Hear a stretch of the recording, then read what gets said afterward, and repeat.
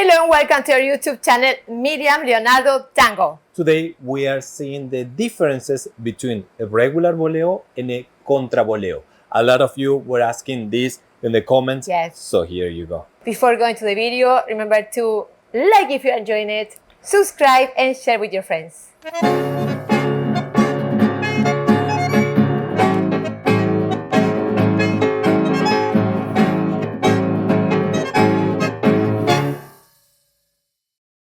So here we are, and we are going to show you the differences. So let us do it first. Regular boleo and a contraboleo. That's it. Can you spot the difference there? So what are we doing here? If you notice, I went a little higher for the contraboleo, but not on purpose. It was because of the lead, the bouncing I received from the lead, so it gives you a little more energy. Yes. So this video is more informative for you to see it. So regular boleo means that this is an older style boleo. We go in the same direction and we rotate, we create the boleo with the shoulder blade. But the most important thing for you to know is that I'm with body weight on the right. This is for the leader. Tack. Basically, I'm going in the same direction of her leg. And then from here, we can come back. Yep. So that will be a regular boleo. The difference with the contraboleo is that we initiate just like a regular boleo, but instead of staying here, I will go in opposite direction. Look. Tack. It's a counter direction. Her leg is coming on this direction and I'm going in the opposite. So we go boom. And then from here we can, of course, exit, take an ocho, a cruzada. But for you to see, that is the main difference. One is moving same direction, the other is going in opposite lines. For the followers, when we do the regular boleo, the first one, the basic one, I rotate, I have my leg in the back when he's on his right leg. So from here, I have to start doing the boleo, not waiting for him to change or anything. I feel the lead, I do the boleo. When he changes body weight, this is my time to return. So I'm not waiting there, just doing the boleo. When I see him move from one leg to the other, I'm going back to my feet together. Let's do again regular boleo, side step. He's rotating, I do the boleo. When he changes to the other leg, I'm returning to the feet together, getting ready to walk.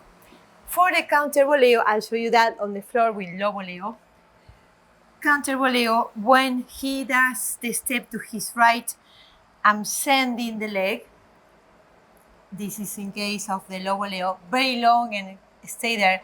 When he changes body weight, I'm staying here. I'm not returning.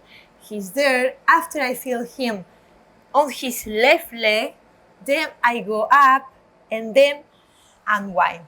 If you followers understand that, they can lead a counter boleo or contraboleo. If you don't do that work, even if they are very good leaders, they cannot make it work.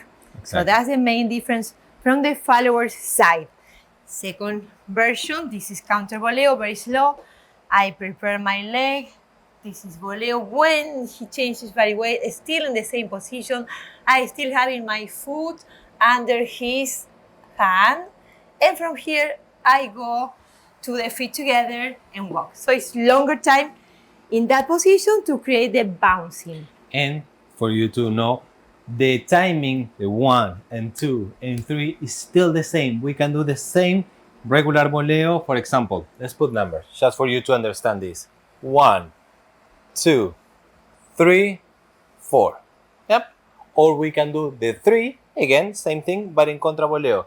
1, 2, 3, 4. It's exactly the same thing. The only difference is that the leader should move a little bit faster without rushing the follower. Sometimes we start moving faster and the follower, she said, oh, he's moving, boom, follows, and that is the main problem. So make sure, leaders, when you do move faster, tack, for a contraboleo, you don't affect her position. Don't do this. Tack. Yep. So you have that, and then you go. If we can do that in front of a camera, sure, with the numbers like you did, very, very slow, you can see this very big difference. normal boleo, basic boleo, we have 1, 2, 3, 4. If we do the counter, let's stop in number 3. 1, 2, 3. He's on his left leg. And from here, feet together. So this is the main difference between boleo boleo and and contraboleo. We really hope this was clear for you, and now you have a better understanding of these two figures. Thank you so much, and see you on the next video. Take care.